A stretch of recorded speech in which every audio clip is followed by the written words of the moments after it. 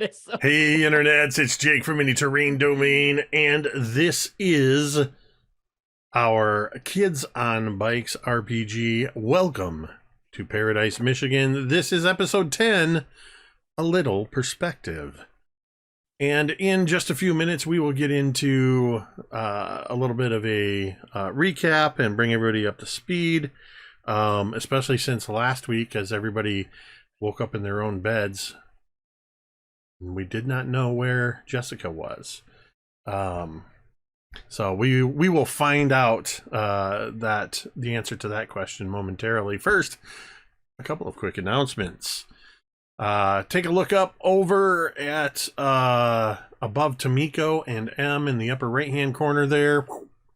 You will see a plus 35 and a couple of domain pops. That's about to increase because, there we go. We got a resub there from Tomiko. That's how the players get access to these domain pops by you cheering, tipping, subs, resubs, gift subs, all that good stuff earns domain pops. They can use those much like their adversity tokens.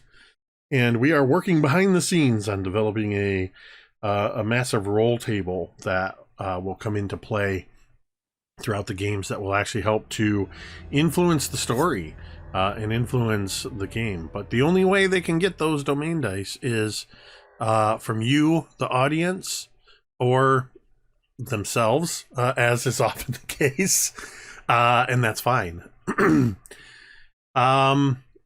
As always, I'd like to just remind you about the schedules of games that we have going on. Of course, we have every Thursday night at 8:30 p.m. Eastern. You can find us here for Kids on Bikes. Tune in on Monday nights for Scribes and Scrolls, a Pathfinder 2e campaign. Next Tuesday will be the scheduled return of another session of Sky Metal Iron Gods, which is our every other week Pathfinder 2 campaign. One Wednesday a month, we play our Call of Cthulhu Mythos Investigators. We are currently playing Lawlerville, a original scenario by Ricky Wells. And I believe by the usual calendar, we would be playing next week. However, that is going to be happening at a later date. We've had to reschedule that, but it will be happening. You can follow me on Twitter at MTD_Jake to stay up to date on what's happening when. I always try to put out a promotional tweet on the day of our games. So of course you can always just follow us and hit the little bell thing for notifications whenever we go live. Then you'll never miss a game. But if you do, you can head over to youtube.com/miniterraindomain to check out all of our VODs as they are posted.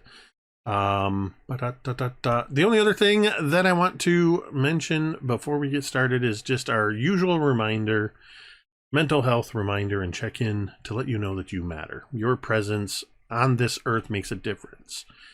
It doesn't matter if you believe it or not, it's true. There are any number of reasons that any one of us can be struggling. It happens, and you need to know that it is okay.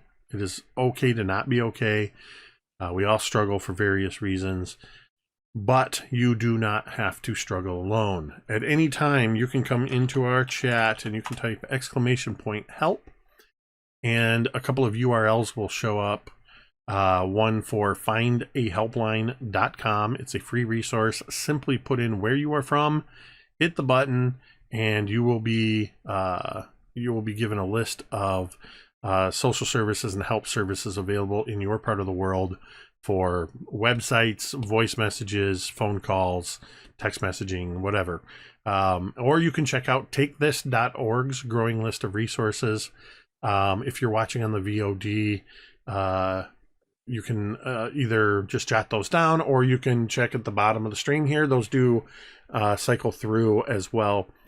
We encourage you to check out those links, bookmark them, save them for yourself, save them for a friend, and remember, you matter. With that, I would like to welcome you to Paradise, Michigan. Actually, one other thing I wanted to mention, give a shout out to Tamiko. Tamiko has put together bingo cards. You may have seen the message in the chat for our live game. They're just for funsies right now. There's no reward other than bragging rights. It is an auto-generated link, and because there's a hashtag in it, it breaks. But if you copy that whole link from the HTTP through to the end, paste it in your browser, you get there, hit generate, and there is a fun little bingo card. You can follow along. Tamiko is very astute at the things that happen in our games, and probably more so than I am at the things that I tend to say and stuff like that. So have some fun with that. With that, let's get into a little bit it's of in the Discord. recap. Oh yeah, and you can type !Discord, and you can join our Discord if you're not there already. There is a public facing room for Welcome to Paradise, Michigan, where Tamiko has put that as well. So what has been happening with our group of kids in Paradise, Michigan? Most recently, they woke up in their beds in their grandparents' houses, a little disoriented, but finding some of them all had excuse me, all of them had retained knowledge of what had happened to them from the time they initially arrived all the way through to time traveling through the lighthouse and all those events. However, the events that happened with regards to the interrogations were like the fading details of a dream. They're there. Some of them remember more than others. Some of them remember more detail than others, but they're not entirely sure where, how, or when those events took place. Billy found that he had the map and the spyglass and 2 bars of silver. They had all retained things. For example, Coop still has the piece of meteorite that he found on the beach by the light, or in the entryway to the lighthouse. Everybody has retained something. However, this time when they walked outside to greet others, they did not see the police officers, but they did see the mysterious black muscle car, as well as another type of muscle car, both of which pulled into the Twilight Grove retirement community, each going in different directions and neither reappearing.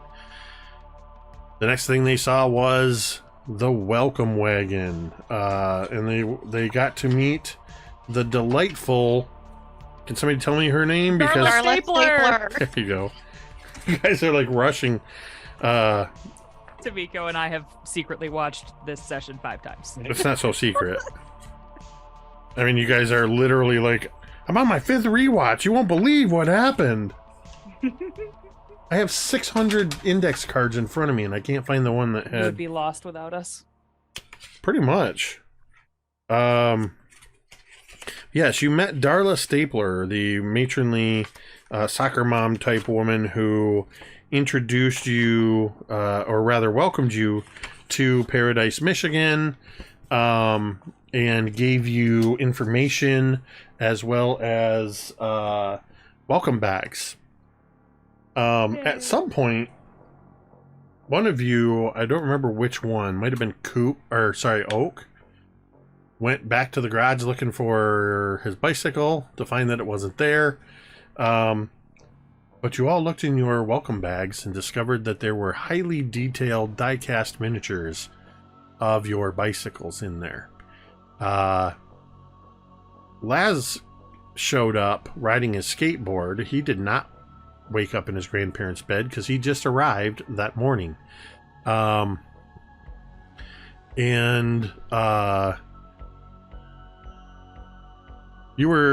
You had a few options of what you wanted to do. You looked at the map that you had found, or rather that Billy had found and retained, and you used the map to determine, first off, you wanted to go back to the bookstore and try to find your bikes. You got to the bookstore. Your bikes were nowhere to be found. You went down the alley between the bookstore and Betty and Jude's craft and hobby store, where one, I believe it was Coop, discovered that the back door, a green door with a brass handle, to Paige's bookstore was slightly ajar. But the rest of you smelled pipe tobacco, and you turned to find an older woman, probably around her mid 50s, early 60s, sitting at a patio table behind Betty and Jude, smoking a pipe. And then the woman she was sitting with turned around, and it was none other than Christina, who said, "Oh, there you are." And that is basically where we left off. So we are going to pick up with our adventure not in the alleyway. We are instead going to see, where is Jessica. Jessica, the last thing you would have remembered is falling through the lighthouse, the trapdoor in the lighthouse, through the void, and then you have some degree of memory of the interrogations, but with no contextual information to place it, like, when did this happen, where did it happen? So there's some degree of vagueness about that. But you wake up in your grandparents, and you have that initial state of disorientation, not really sure where you are. It's your first time in this place that is a new bed for you. You're just completely disoriented. Take us into that moment as you wake up confused, Jessica. What are you thinking, doing, saying? I think that Jessica, she wakes up, and yeah, it's one of those times where you aren't really sure, like, where you are, or she's looking around frantically as her vision clears from that sleepiness, and she rubs her eyes again, and she sees that she's in the spare bedroom that she's staying in at the moment from her grandparents. As she can feel slowly her senses come back, and she can smell the mothballs and the itchy, like, woven blanket fabric that is simultaneously like 1,000,000 years old, this blanket, and also still intact somehow, and is perpetually uncomfortable. And so she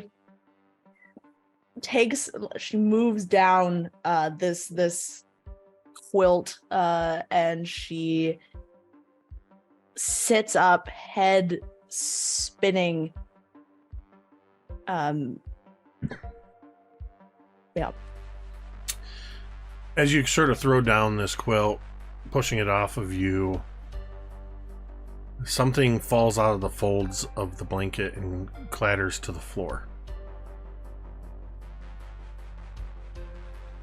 Do you look after it, trying to see what it is? Yeah, of course. Like, right away, she would, look at it. As you peer over the side of the bed, you find yourself looking into your own reflection of the hand mirror that you were handed in the interrogation.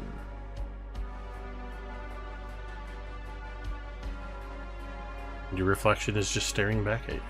Like, hesitantly, she's gonna reach down and hold it up to her face and kind of look in one way and then another way. And she's even gonna, like, test it, and she's gonna say, "What are you looking at?" as she, like, looks into the mirror. Roll me a D100, please. Alrighty. 79.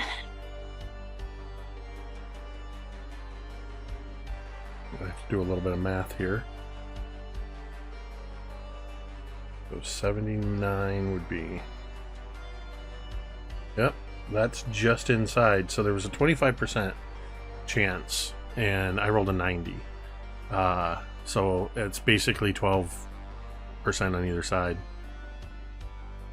As you are turning your head back and forth, your reflection is your reflection. It's just doing everything you're doing. And then you say, what are you looking at?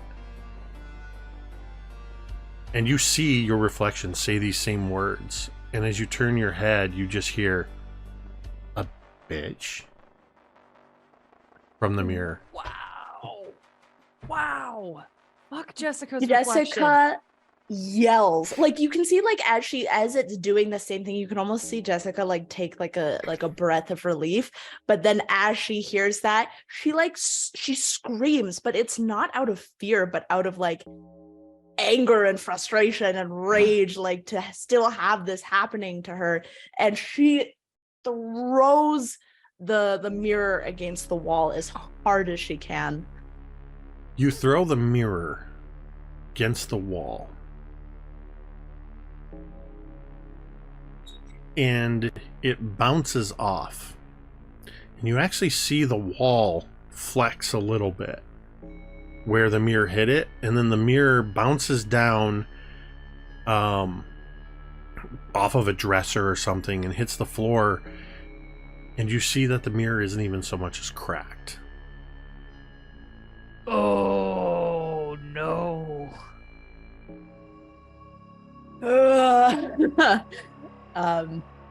Yeah, Jessica just and just like flings open the door and just stomps downstairs. As you head to the door and you grab hold of it to fling it open and head downstairs, the door flings open. You know how you imagine you go to pick up a bucket of water or like a watering can, and you're certain it's full of water, and so you lift it with that amount of heft needed, but it turns out it's empty. That's what the door feels like. This door seems to weigh a fraction of what you remember that it should weigh. The door goes flying open and kind of hits the wall and sort of goes just a little bit, and you realize as it does so, this door is super thin. The handle didn't really turn. There's no working mechanism in the door. It just seems to be like almost like it's glued on, like it's not even a functioning doorknob. And you can even see as you look closer at it that the door hinges seem overly big for this door, and they look to be almost like just simple pieces of plastic with a very large metal pin through it. Oh my god. Jessica's like, Nana? She yells out. You hear no response. And it's going to start. You start moving through the house. Yeah. You step out into the hallway, and what I imagine was in your grandparents' house with was probably the hallways, probably hardwood floors with those long runner type carpet, like a rug that has some kind of a design in it. And as you sort of run out there, you immediately recognize this doesn't feel like the carpet. This doesn't feel like carpet. It feels different, and you look down and you realize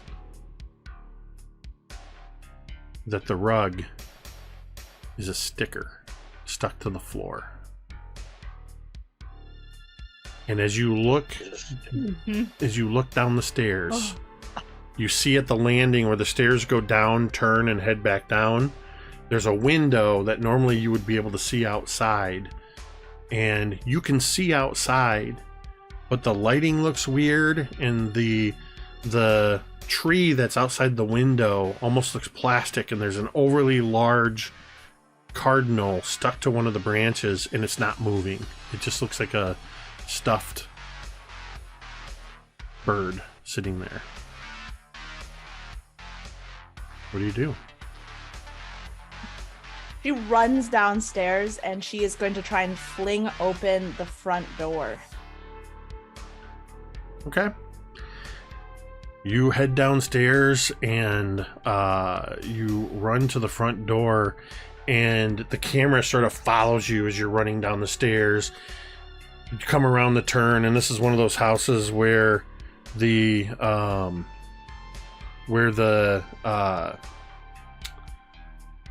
entryway is at the bottom of the stairs, and you fling the door open, and you sort of whip open the door, and the camera keeps going, and we see out into the normal view of Twilight Grove and the green space across from you and the houses. But as you look out, everything looks like artificial grass, fake plastic trees, the bushes, and some of the scenery just doesn't quite look right. You can see where the street lamps are, that at the base you can just see a little piece of very large red and black wire that seems to dip down into the cement, and you glance over and you see just off to the right, to the neighbor's house, it looks like the mailman is waving at you. But the mailman is plastic and is frozen in this position. A poorly painted at this scale, it looks very disturbing. The eyes aren't quite right. The mouth is just a splotch of red as it's just going, Oh, God. and looking up, you can just make out where you can see blue sky and cartoonishly fluffy clouds, but you can also see the texture of where the blue and the white is painted on the plywood. And looking up a little bit higher where you would expect to see the sunlight, you can start to see that there's what looks like metal girders on a ceiling high above, and there's a spotlight hanging, and you can even see the extension cord dangling down and disappearing behind. As Jessica, you appear to be in some sort of miniature display of Paradise, Michigan. Ugh.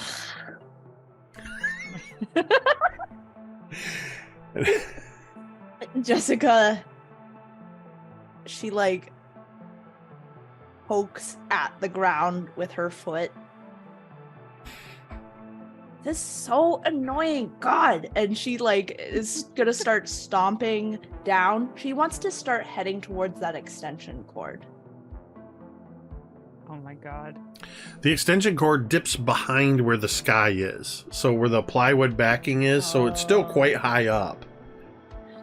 Yeah, she wants to see, well, she wants to head in a direction. She wants to reach the end of whatever this is. She wants to try and get to the end of it. To where so you want to go towards the plywood painted sky? Yeah, yep. Or sky painted plywood, however that would be. Get to the edge of the world, Jessica. Sure, okay. Yeah. So Like, you, with a sigh of annoyance, you begin walking that way. And with that, we're going to cut back to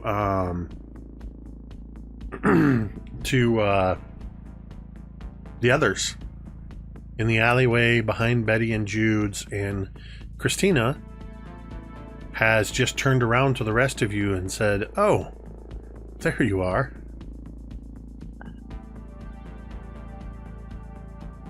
Hi. Do we know you? Well, for me, it's been a very long time. I don't know how long it's been for you. Not very long at all. It was like yesterday. Interesting. Interesting. So, I don't want to be rude here, but how are you still alive? You look phenomenal. What's your secret? That is a question that I've asked myself more than once over the years. How? Why? Yet here I am.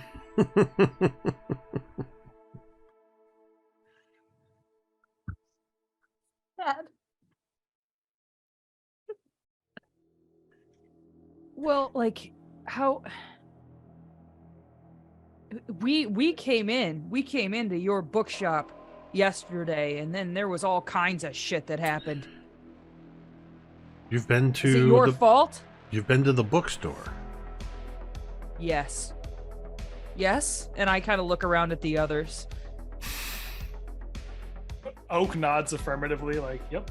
She- I remember that. Takes a thoughtful puff on her pipe, and then a plume of bluish gray, black cherry smelling tobacco fills the air as she looks over at the other woman, who kind of gives a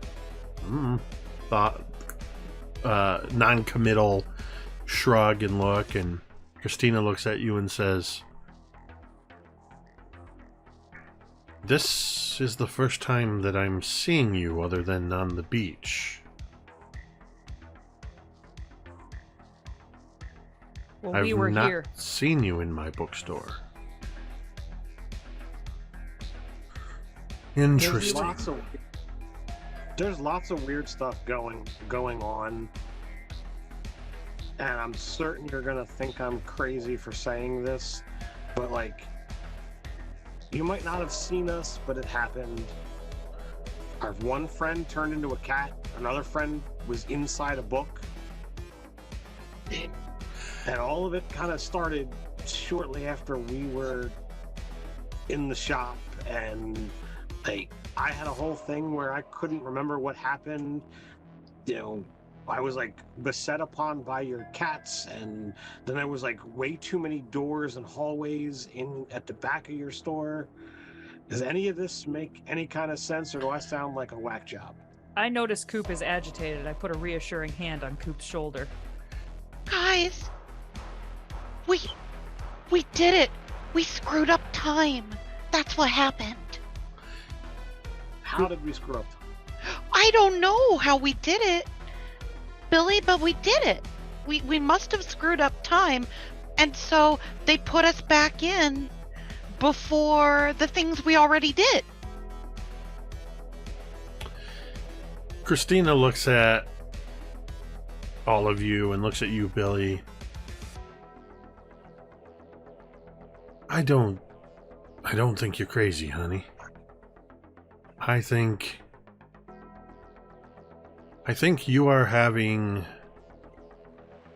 well, one hell of an experience, and I believe you. What I find interesting is this is the first time I'm meeting you since our time on the beach, yet you claim to have been here before yesterday. So this is not your first day in Paradise. Well, I mean, Would this be a stressful situation? Would I be able to take half my die and describe her shop to her at the best of my recollection, Yeah, absolutely. including how the three of them? All right, so that would be a 10 on a brains check, and I describe her shop, where her sisters are, where they were sitting, the cats, all of that stuff. Because you said after I talked to her that I had recollection of what happened, even though it was more of a third-party view. Perspective. Yes, third-party perspective.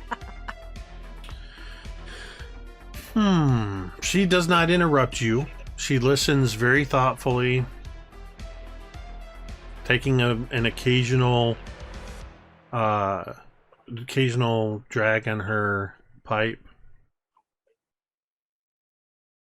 And when you get to the part where you mention in detail the 3 chairs and her sitting there with her 2 sisters, and she sets her pipe down on the table in an ashtray.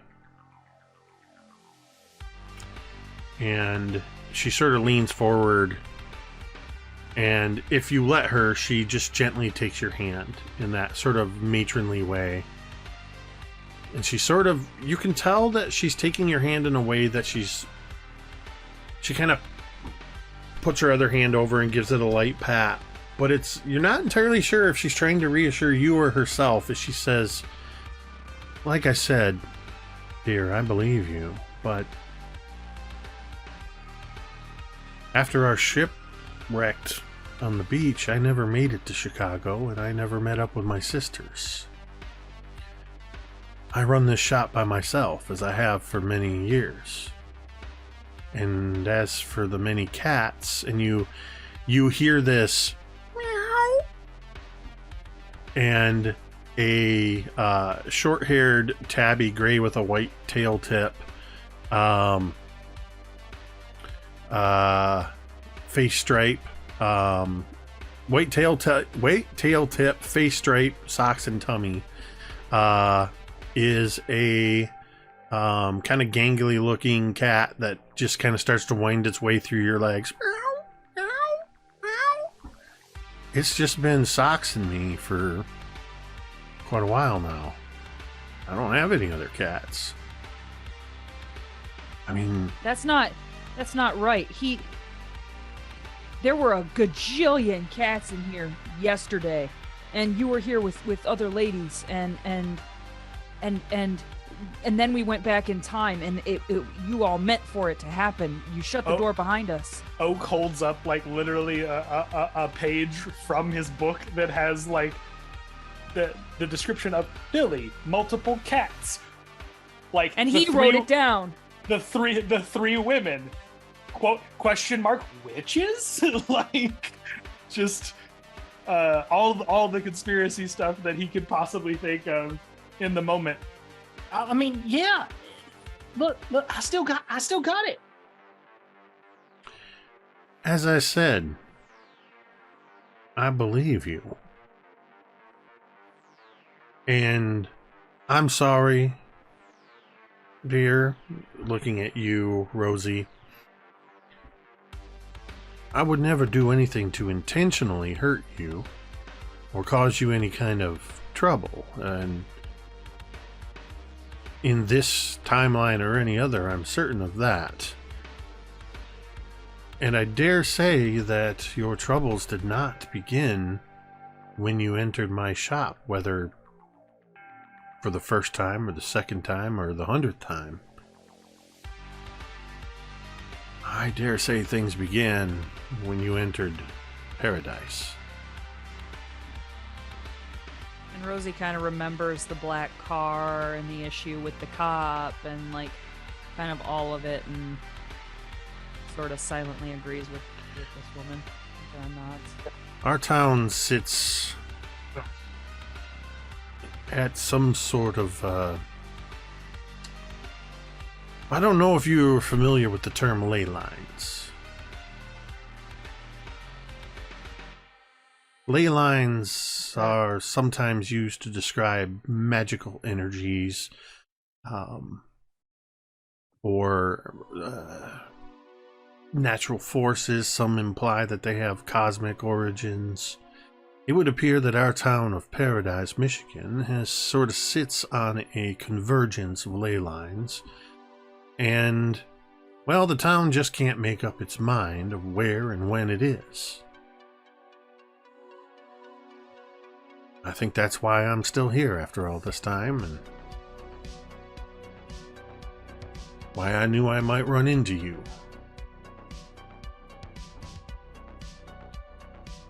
So, if this town is weird with, like, where or when it is in time, then we wouldn't have been able to screw up time, right? I am no, by no means an astrophysicist or somebody that studies time travel and such things, but as I understand it, time has a way of balancing itself out, preventing things that are of a devastating nature from happening. That's not to say that weirdness and peculiarities and even sometimes less than desirable outcomes won't happen, but think of it this way. It's like possibilities. You mentioned that yesterday you came into my store and you met me and my sisters. I like to think that's true. But yesterday you did in another one of these versions of time. But this is a different version. I don't know if that makes sense or not, but it's the best I can do with it. It makes as much sense as anything else around here. Well, in any case, these are our bikes, and are these our bikes? Oak will step up. If so, I gotta tell you, I'm real excited about that. Cause like, look at the detail, man. Like you guys got real good. Quick question: is this like magic, or is it like y'all got a shrink ray or something? Cause like, if it is sci-fi, look, I'm all about that. That's so cool. But if you got a shrink ray, I'd like to see it. I really would. No. At this point, the other woman at the table, when you pull these out, she kind of pipes up and says, "Would you mind if I took a look at that?" She has a little bit of a deeper voice. Think not quite. Oh my gosh, I'm blanking on her name. Betty or Jude? Oh, nope. No, sorry. Nope. No. You're referring to An somebody actual else. human. The woman, Kathleen Turner? Turner. Yeah. Nice. So it's not quite as deep and husky as that, but it's approaching that as she says, "Well, it's the voice of a woman who smokes a pipe all the time. Would you mind if I take a look at that?" Yes, ma'am. And she Rosie would takes have it and she reaches into her just inside her sweater, and she pulls out a pair of half moon glasses on a little beaded chain and perches them on her nose and kind of looks at it. Interesting. Yep. And then she kind of flips it around until she spots the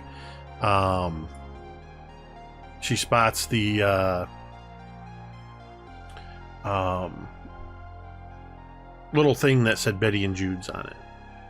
Little label or sticker or whatever. I don't remember Jude making these, but this is definitely some of Jude's handiwork. Where did you get these? They were in our grab bags from the welcome wagon. From Darla Stapler.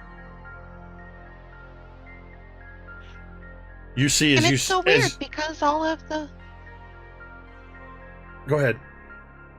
No, I was just going to say, it was really weird because all of the bags were plain, but we all ended up with our own bikes.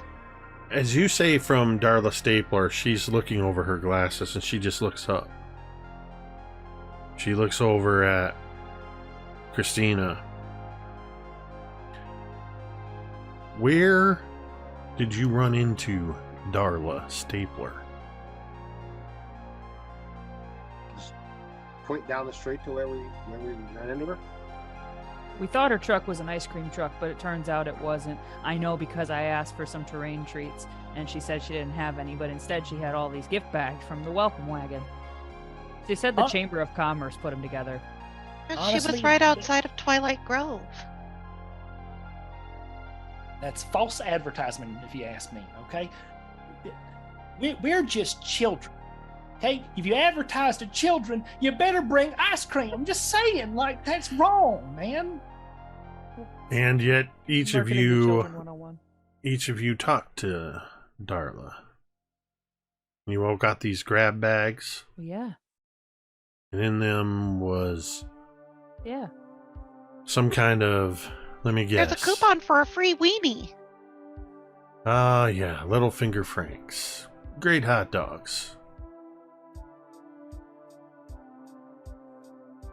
Well, And then there was some floss and a toothbrush, and there was some bonbons from Sweet Paradise, and our bikes. well, I can tell you there's whatever she put in those grab bags are nothing to worry about. Little Finger Franks, great hot dogs, great root beer, good food. Just steer clear of Frank if you can. Try not to take too much stock in the things he says. She kind of looks over at Christina. They're getting bolder. It's like a bulletin board for their little gang. And she's kind of pursing her lips a little Gang here. bit. She says, Darla Stapler is mostly harmless. But the reason she rides around in a welcome wagon, disguised, or not really disguised, but repurposed from an old ice cream truck, but still retaining that appearance is, well, you all talked to her, didn't you? The ice cream truck got your attention and you went to it. What better way to get the attention of children? Darla Stapler and Little Finger Frank, the good doctor, the good dentist, and as far as we can tell, at least one of the librarians. All of them have taken a little too much interest in our younger visitors to Paradise, Michigan. No. As far as we can tell, she kind of reads a little look of disgust on a couple of your faces. It's nothing weird like that. It's more like an interest in people who are new to town, that come from outside the town. In other words, that don't have the touch of Paradise on them yet. I tell you all this not to scare you, just be aware. As for these, well, she holds up the miniature bike.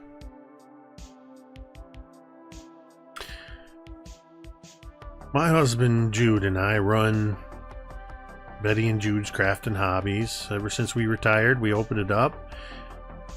We're kind of, half the store represents my interests and half represents his interests, and he's always had an interest in miniatures and tabletop wargaming, something or other.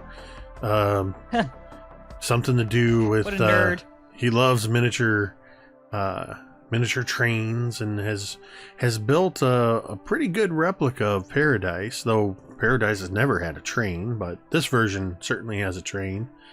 And these are about the right size and scale of something that he would put on his train layout. You're welcome to come in and take a look at it if you want. Well, I would love to see it and ask a couple of questions as I kind of like pull out the map and kind of say, does it match like everything that is Paradise? Well, and she kind of puts her glasses up to look at the map, and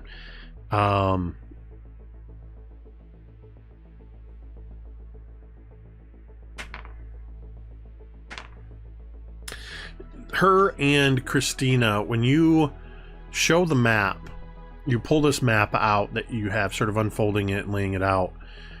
Her and Christina exchange looks. not hidden at all. Like, surprised to see a map that looks like this and with all these weird markings on it. They don't really say much about it. And Betty kind of looks at it and says, turns around a little bit and says, well, most everything is where it should be.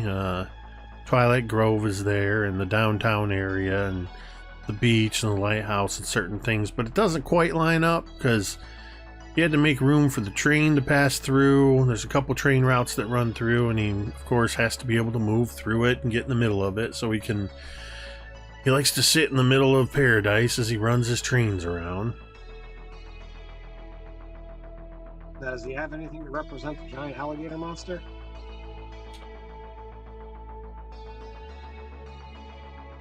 Again, they exchange looks.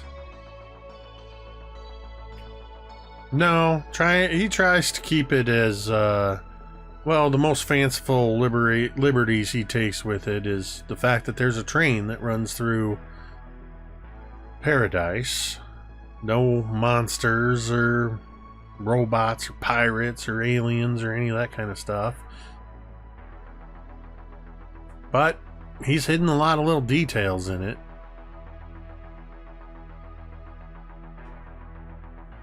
So, when I said, the giant monster, I was kind of like looking to see if there was any kind of reaction.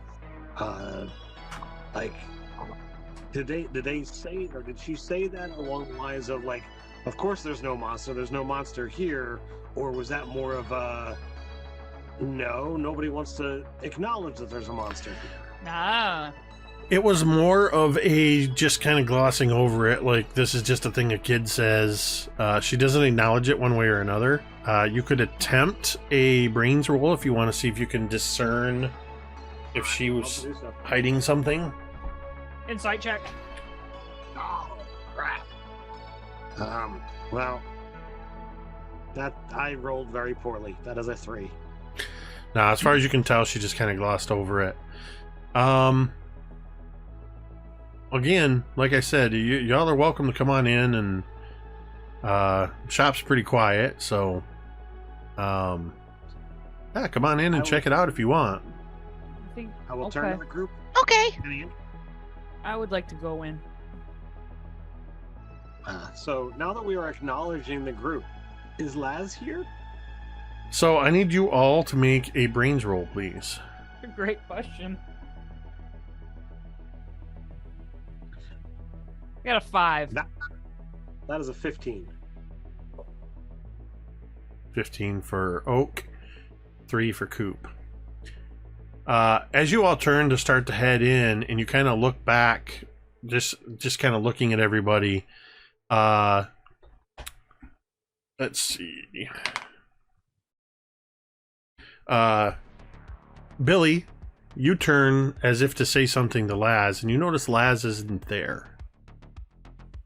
Coop, you also turn, and as you turn, your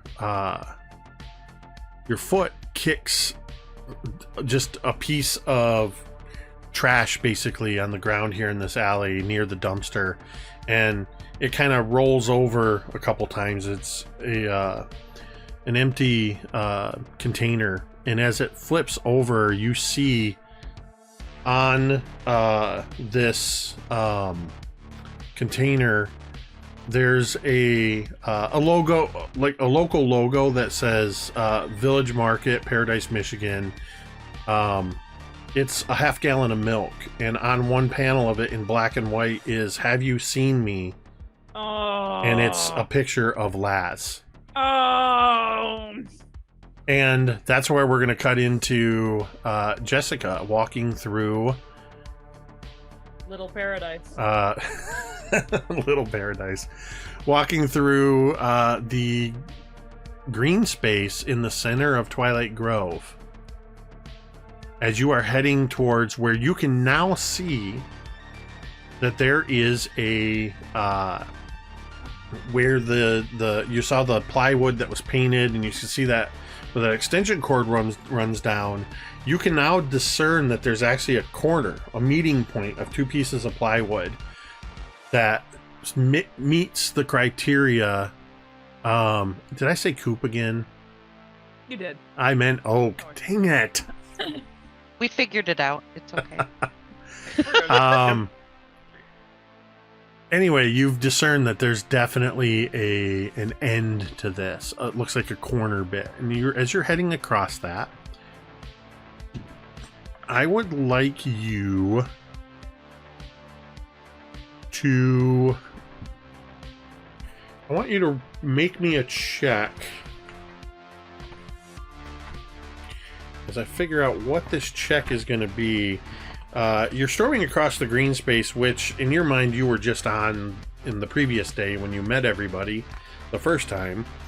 The ground definitely feels different. As you're walking, you can see that the dirt and even the grass are just these little granules of, at this scale, it's almost like gravel, but very lightweight, like flocking on miniatures for model railroads. I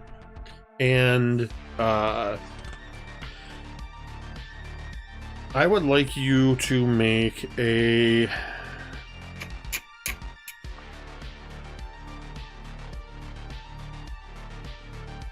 I'm actually going to let you choose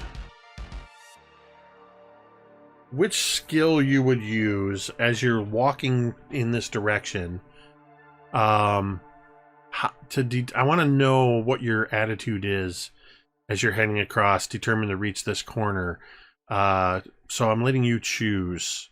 How are you taking in your surroundings? Are you looking closely? Are you hurrying through? What are you doing? I think that Jessica is looking as closely as she can, but I think that after a while of walking, she gets really bored. So she is just walking and kind of daydreaming a little bit. Her thoughts are definitely a little bit waning. So what skill check do you think Jessica would use in this state?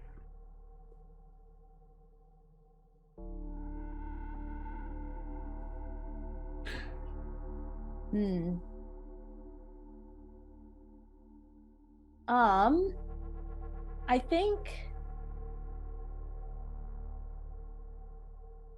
maybe brains would make the most sense to try and stay concentrated. Okay. Yeah, let's do that. Hooray. That's a 2.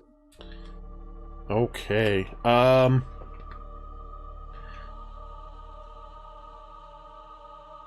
you rolled Gosh. a 2. Bless you. Thank you. You rolled a 2, and that means you missed it. Oh. The failure is bad, but not a disaster. There'll be some short-term consequences that might lead to some immediate difficulties, but nothing that you can't handle if you focus on them. You've tried to do or been forced to do something beyond your capabilities, which is pay attention, apparently. Yes. That is so accurate. here's what happens. Little Paradise is hypnotic, man. Here's what happens, Jessica. As you are walking along,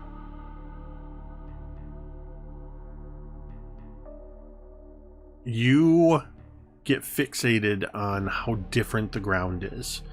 That it doesn't look like sand and dirt and grass, but it looks like it's almost like you're looking through a magnifying glass at something somebody tried to make look like it. It looks like a grainy photograph where you can't see the details. Things almost look blurry because you're so close. It's like you're too close to take in the detail. And you're so focused on this, and you notice the slight transition from the greener to brown, and you suddenly bump into something.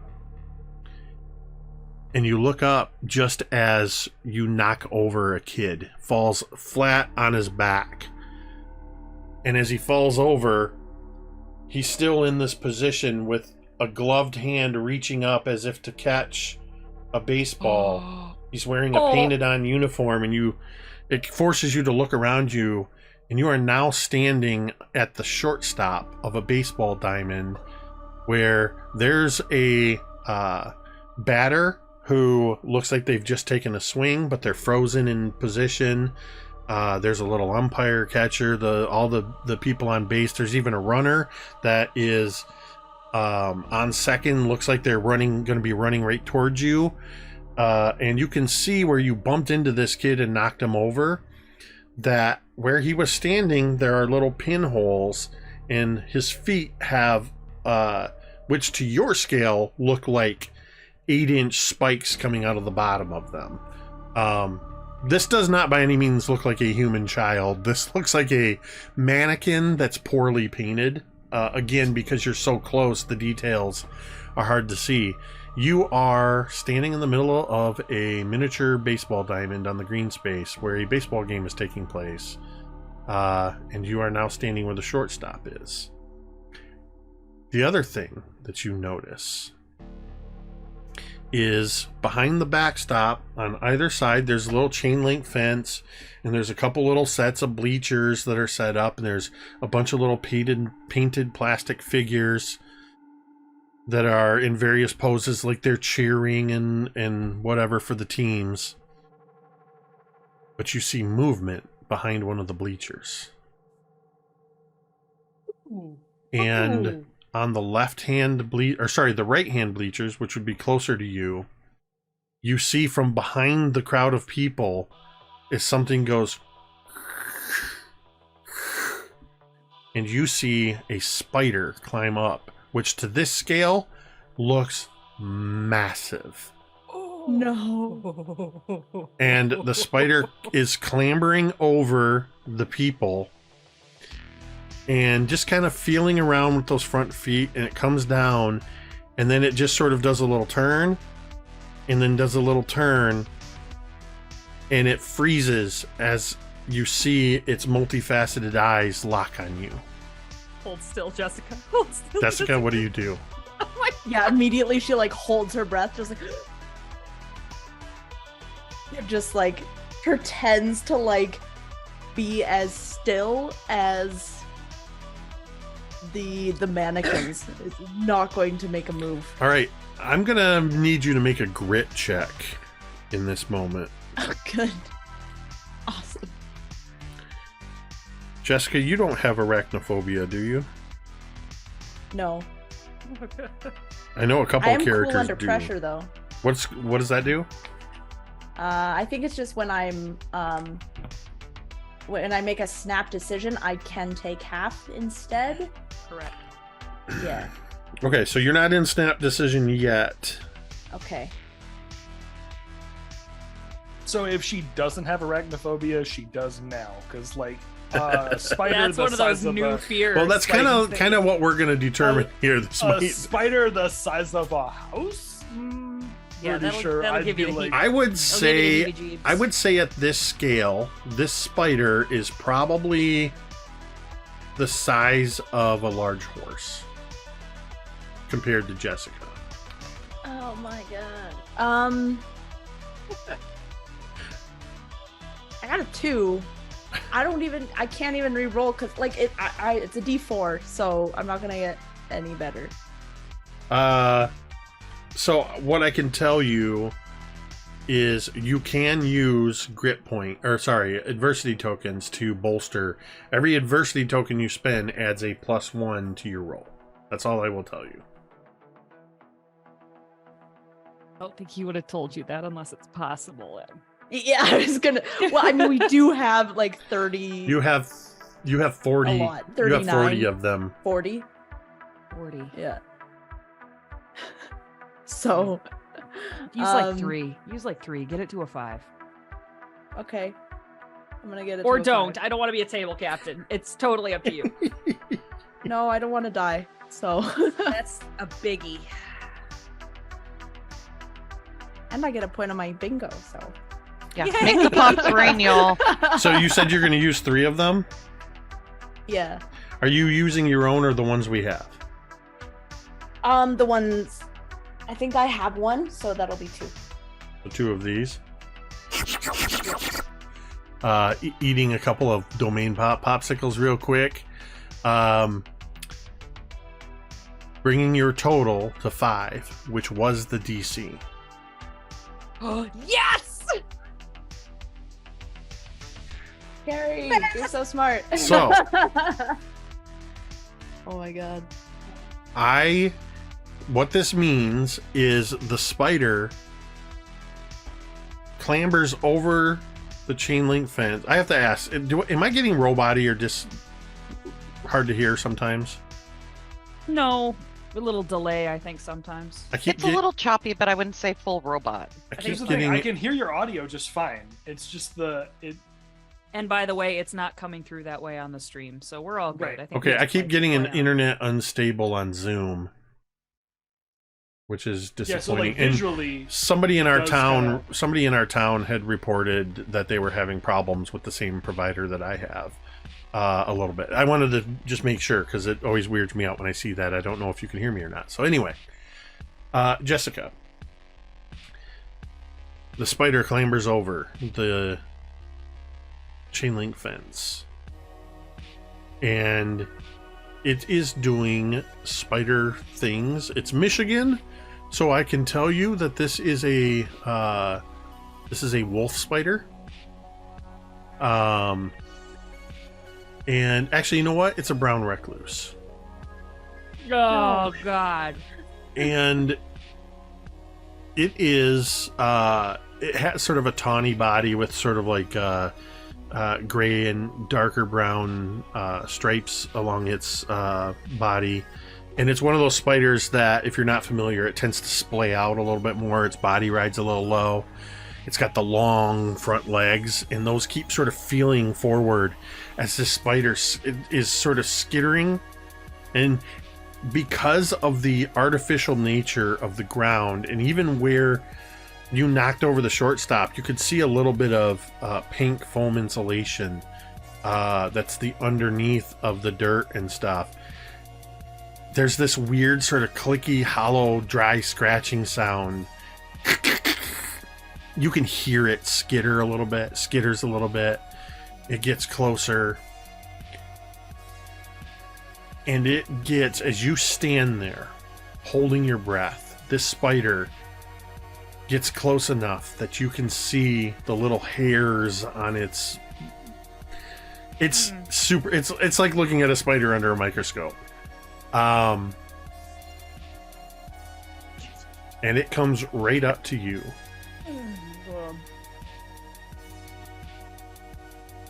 And then it turns and skitters across the field. Oh my God.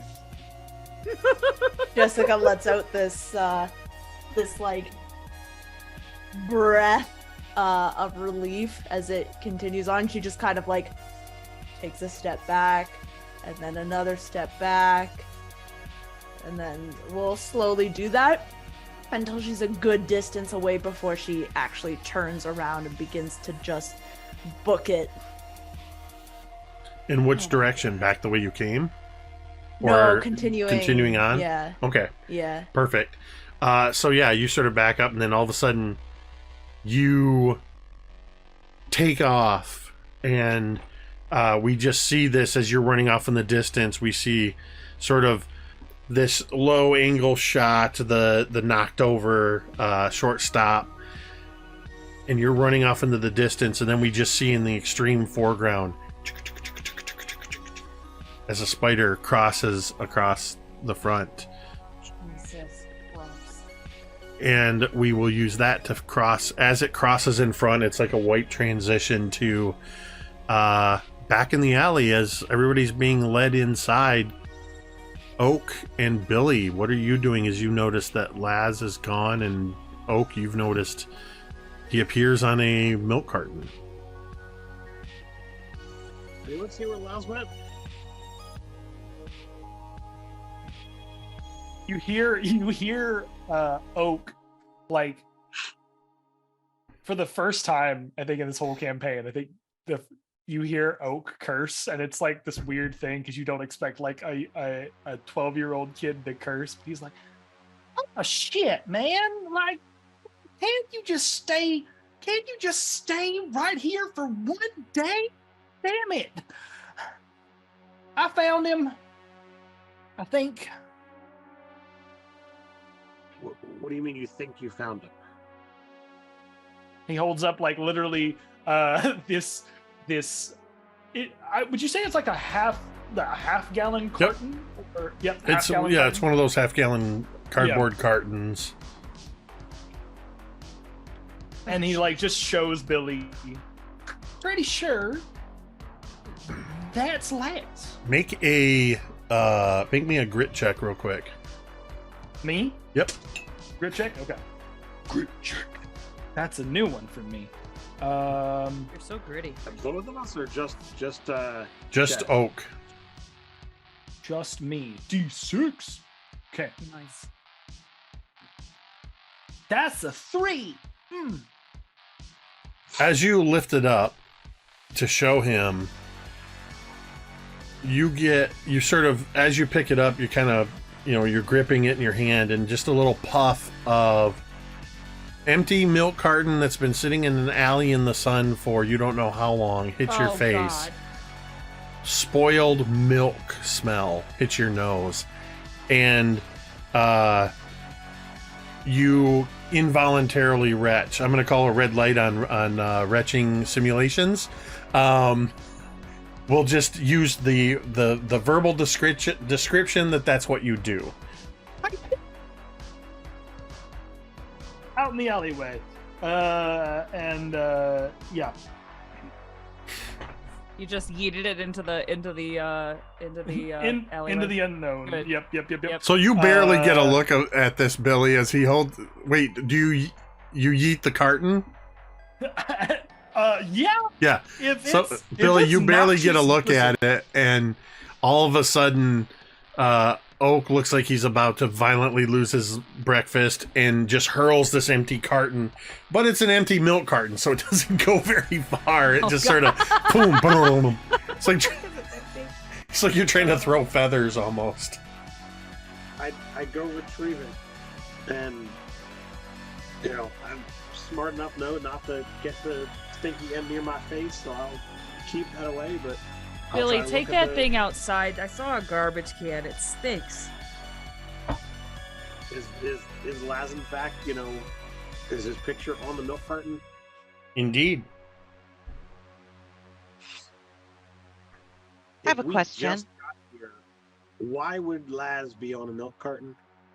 And I'll shout up to everybody. Is it dark-haired Laz on the carton, or is it skunk Laz on the carton?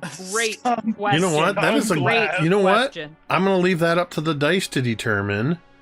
And given that there's only 2 iterations that we've seen, I'm going to say there is a 50% chance. So give me a If Laz were an D100 action roll. figure, cold water would make his skunk stripe appear. Yeah. Yeah. Or you put them out in the sunlight. It'd be like Yes. Zartan in the G.I. Joes. You put them out in the sunlight and the skin turned Yes. dark blue. So if you Yes. get within 25 on either side of this number, then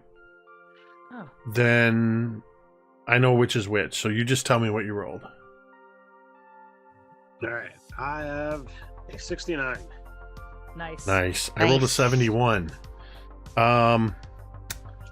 Since you rolled so close, it is dark-haired Laz. Oh.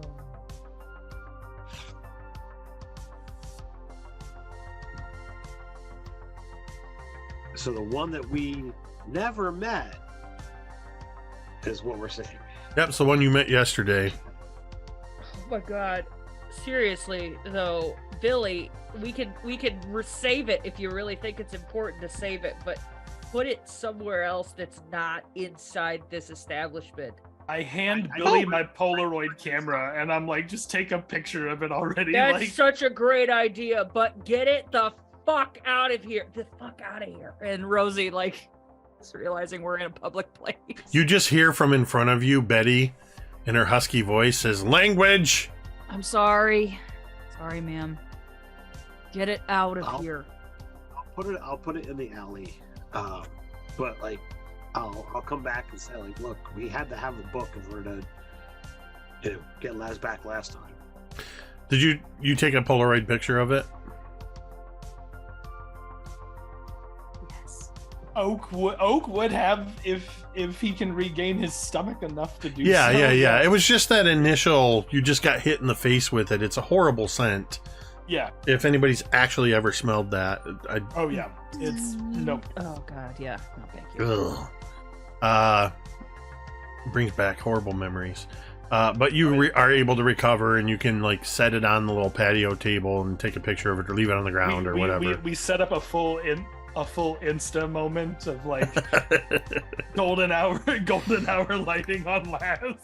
Be like, and I'm just gonna take a bunch. Sorry, Jake. I don't mean to put you on the spot, but while they're lining up the carton and whatnot and trying to get the angle good to take the picture, what did they write about Laz on the carton? There's always like a little bio or a little bit of, blurb, last little scene, blurb blah blah of blah. missing. That's Yep. a great question. You are so Coop, you're taking a closer look at it as they're setting up to take the picture. It's just some very generic physical description that matches his look, but it does specifically call out that he is from out of town, and the number that is on the carton is to call the local sheriff's department.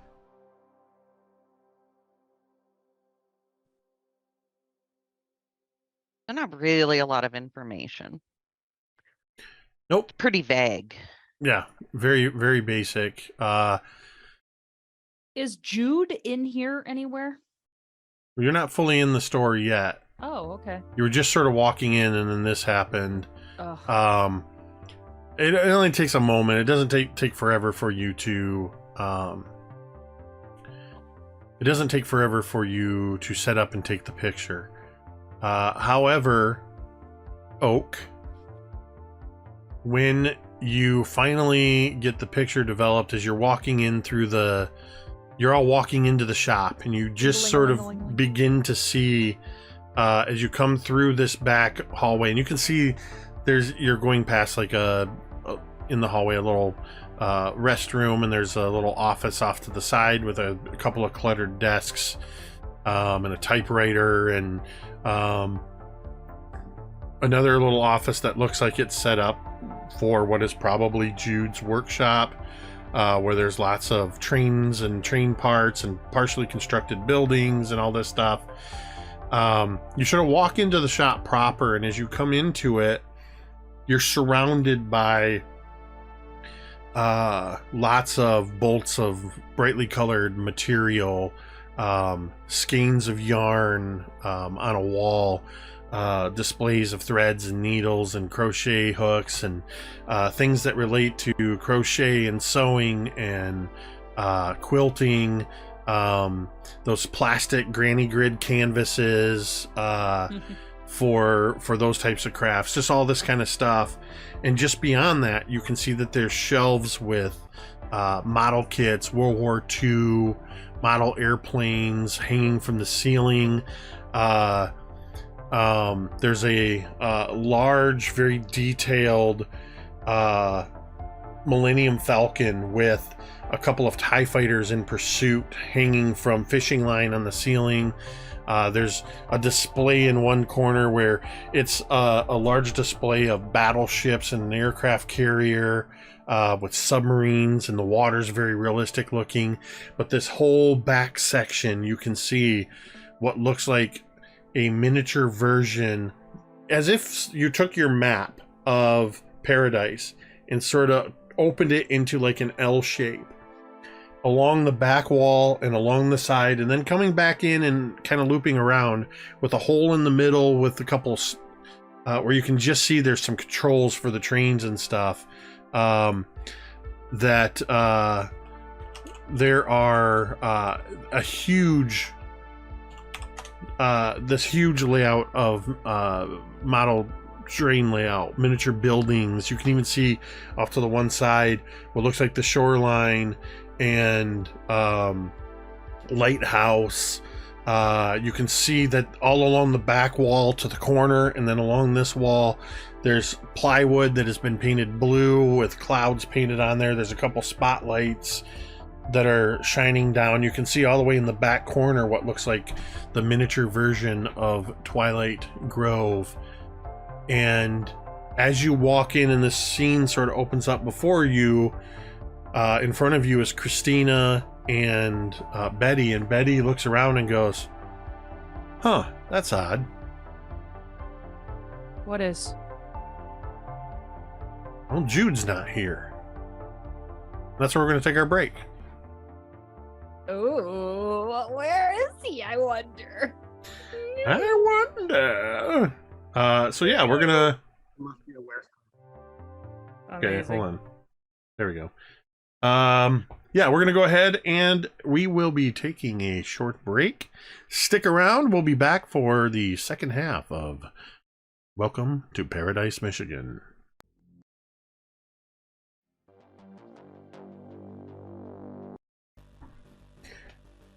All right, we are back, and well, you're all in the midst of the Betty and Jude's, and Betty has just turned around and said, "That's odd. Jude's not here." So Billy will, say, "Hey, Jude." That was Somebody very had funny, to. Billy. Somebody Rosie's had- just kind of wandering. She's waiting for Jude to come back or come out of a back room or something, and she would wander over towards the miniature paradise. Rosie, Billy's gonna go ahead, Billy. Billy's gonna head directly to the miniature, and he's gonna like pull out the map, and he's gonna kind of compare. But he wants to look, first at the lighthouse and the lake near the lighthouse, and see what's over there, and study that area more intently, because that's where they spent a whole bunch of time yesterday. All right, so you head over towards the section, sort of to the left area here that looks like the Lakeshore and the lighthouse, and start looking at that. Rosie, are you going in around the outer edge? So almost picture it that the layout looks like a lowercase e, but where the part that the little horizontal part doesn't quite connect. The center of the E is where the controls for the train are. The bottom hook of the E is where the Lakeshore is, and you can kind of move through that space to get towards the center of it. Is that where you're going, Rosie? So yeah, I would say so. And Rosie's just sort of like, she's not looking for anything in particular. She's kind of noticing like, oh, we were just there, or oh, that's where our grandparents live. But like, she's just kind of appreciating it. It's just kind of cool that it's very so precise and so detailed. Coop is a child. He's gonna go towards that miniature and start picking things up. No. Coop, as you start walking towards it, you see all along the edges hand-lettered signs that say, "Look with your eyes, not with your hands." Oh man. What is, I guess, Oak, what are you doing? Okay. There's a sense of euphoria that happens when Oak enters this establishment because it's a miniature space. He plays D&D. He's like, it's like you coming into this space and just like you smell the paint, you smell the stuff. You're just like, oh, look at that, and then they got the Kenner toys. Oh, whoa, look at all this stuff, and it's just like looking at every space and then like how intricate each one of the dioramas is. I don't think he's immediately like beelining it to the Paradise diorama. He's like taking everything in. There, Oak, is one section as you're looking around. There is a like magazine rack, and in this magazine rack there are several books, and there's like Model Railroader magazine, a bunch of those in the latest editions. There's issues of Dungeon magazine and Dragon magazine, Fangoria, Starlog, Heavy Metal, though that's up on the top shelf, a little out of reach. There's a handful of D&D, like the Player's Guide and the Player's Handbook and the Dungeon Master's Guide, the Rules Cyclopedia. But you see in a frame sitting up above that display are 3 beige-colored books that are... one has a picture of a warrior on it, one has a picture of a dragon on it, the other has a picture of a Pegasus on it. They are Men in Magic, Monsters and Treasure, and The Underworld and Wilderness Adventures. All of them at the top say Dungeons and Dragons, but the most notable thing is across the cover of each one of them, it says a signature that you can just make out the very clear G of Gary Gygax. And below that, Dave Arneson. And they're framed and neatly on display up above there.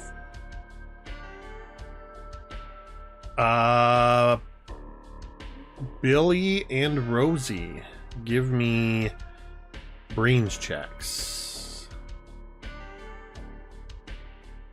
Mm-hmm.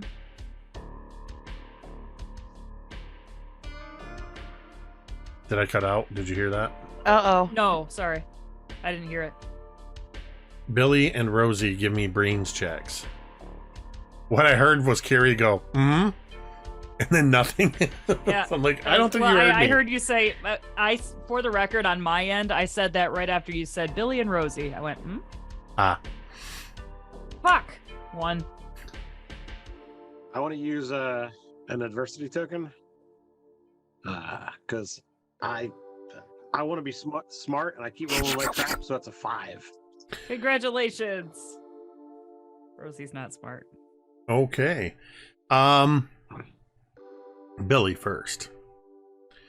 Billy, you see the edge of this section of the diorama display shows a very detailed beach with a miniature playground. The waves of Lake Michigan are very realistic. They have texture, some kind of resin or something, and you can see a very detailed version of the lighthouse. You can even look through. It's almost on level with your eye line. You can look in through the glass at the top of the lighthouse, and you can just make out the green door that goes into the top, and you can see the little Fresnel lens inside.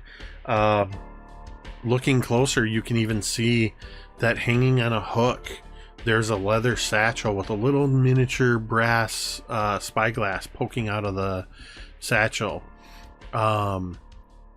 It looks just intricately detailed. You can see behind it and extending and kind of dead ending into the plywood of the that's painted like a blue sky, and along the bottom edge it's painted to look like just the not detailed trees, but sort of like the illusion of trees. It just vaguely looks like green, almost as if it were like the background's blurred out kind of thing. But you can see that behind it, you can see this miniature version of the lake that went behind the lighthouse and kind of extends on to the north. And the version of this, much like Lake Michigan, it's very realistic. It looks like it's some kind of resin poured to look very murky. And you can just make out a very large silhouette just below the surface of this as you're looking at it.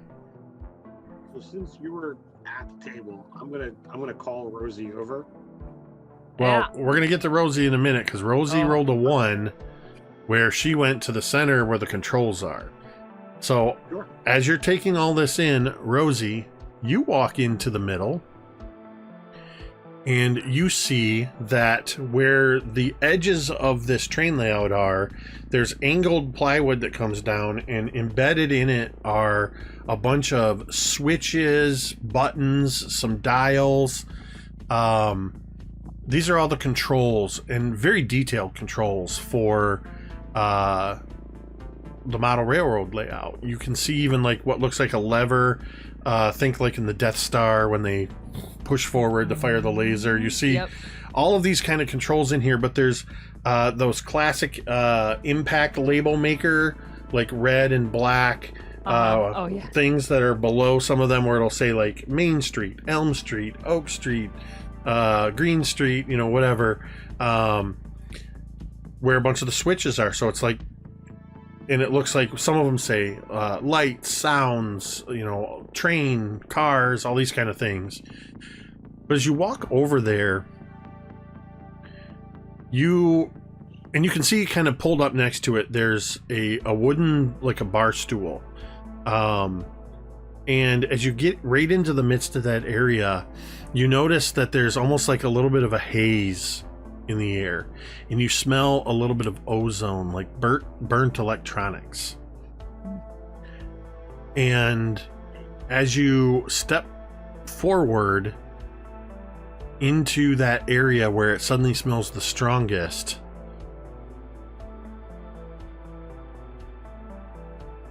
Billy turns and says, "Hey, Rosie."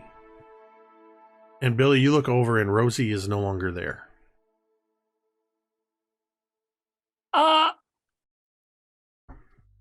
Rosie, where'd you go? I don't know. Rosie. Where did Rosie go? I would like you to roll me a...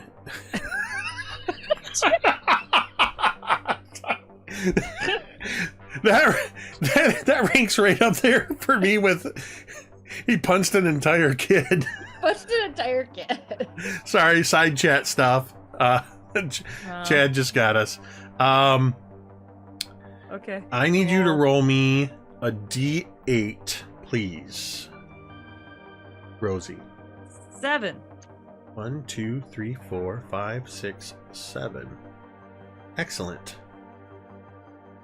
Rosie, you take a step forward.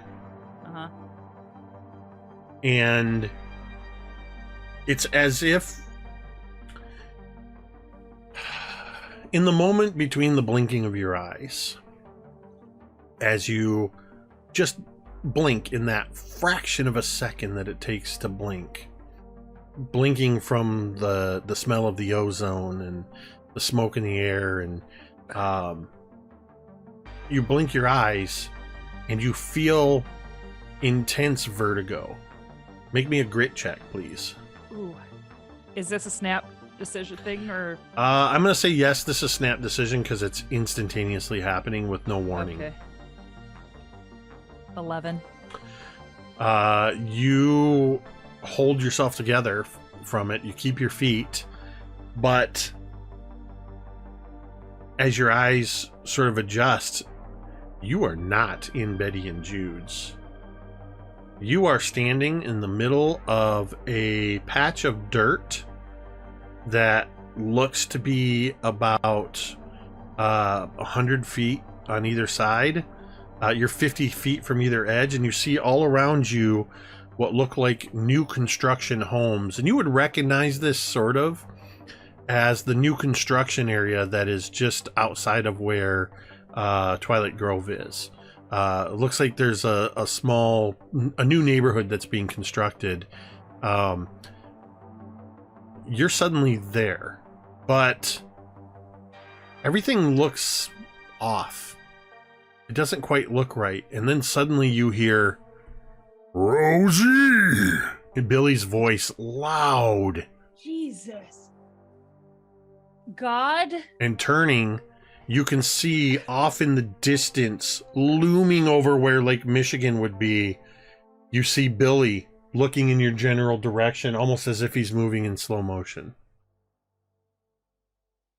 Oh my God. And Rosie is just like looking around, and then she looks up at giant Billy and is, it just starts screaming like, hey, hey, and like waving her arms. We are 100% going to do a crash zoom out from Rosie to Billy's perspective. And it's just like this tiny little figure going, and we can barely hear. Hey, hey. Billy, make me a brains check. Come on, dice. I'm gonna spend another one, and I'm gonna make that be a 10. And a boy. Good call. DC was 10. Yes, we You are smart. Faintly hear the sound.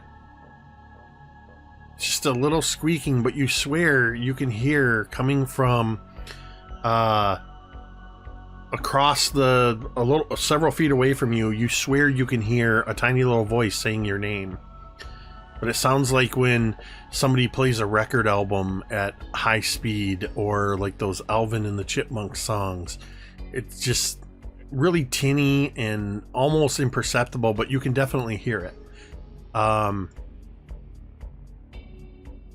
Also, we're going to briefly cut to Jessica, who is running across this field when suddenly you hear Rosie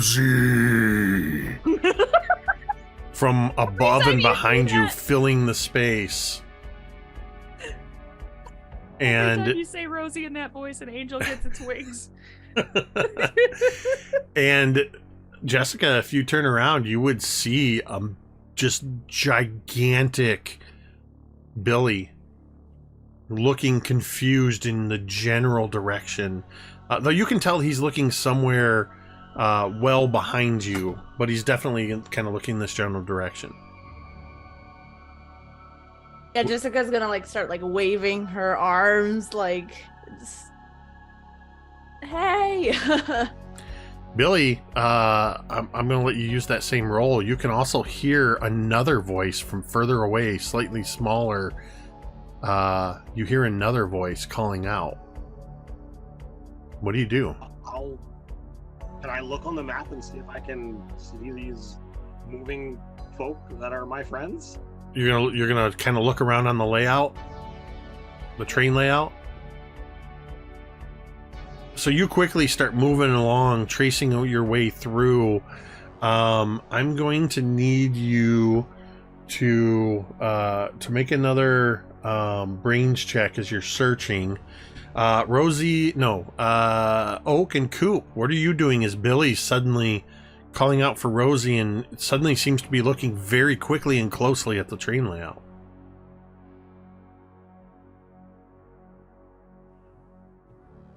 Coop's there, so he's gonna be like, what's going on? Did you find something fun? And Coop's also gonna look around to see where the adults are. Where are the adults? They are more towards the craft section, and you can hear them talking to each other, where Betty is saying, I don't know, it's just unusual. He never runs errands this early in the morning. I don't know why he's not here. It'll be all right, Betty. I'm sure he'll turn up. Fantastic. I'd like to think that Coop is kind of over by the Twilight Grove side of the map. You would, in order to do that, you would have had to walk to the center of the E where Rosie was. Oh. Okay, well, no, he's off on the edge somewhere, so you can decide what he's by. You would actually be, because the actual layout is sort of broken up, you would actually be on the horizontal section of the E, where you would see the miniature version of the Peaceful Waters Protestant Church, with the little miniature cemetery and all of that good stuff. Cool beans. Are there, I'm assuming since it's a complete miniature, are there like little cars and stuff? Yeah, there's little cars and trucks and things like that all around. Little miniature people walking on the streets. Well, static. Perfect. So Coop says that to Billy, but you can tell that he's not really interested in the response or whatever. He's just, being polite. And he's kind of looking to make sure that the adults aren't looking. He's gonna pick up a little car. Oh my god. I would like you. Coop's touching shit. He don't You're care. gonna accidentally kill fucking Rosie or Jessica. They just drop a car on us like the Wicked Witch. I need you to make me a. I want you to make a grit check. Grit, eh? Well, this is a D6, so it's probably not going to be great. Might be. That's a 3. Oh god. Coop, you reach down and you pick up a random vehicle, and it is a wood-paneled station wagon. Looks to be roughly a 1979 Chevy Impala station wagon, brown with wood paneling on the side.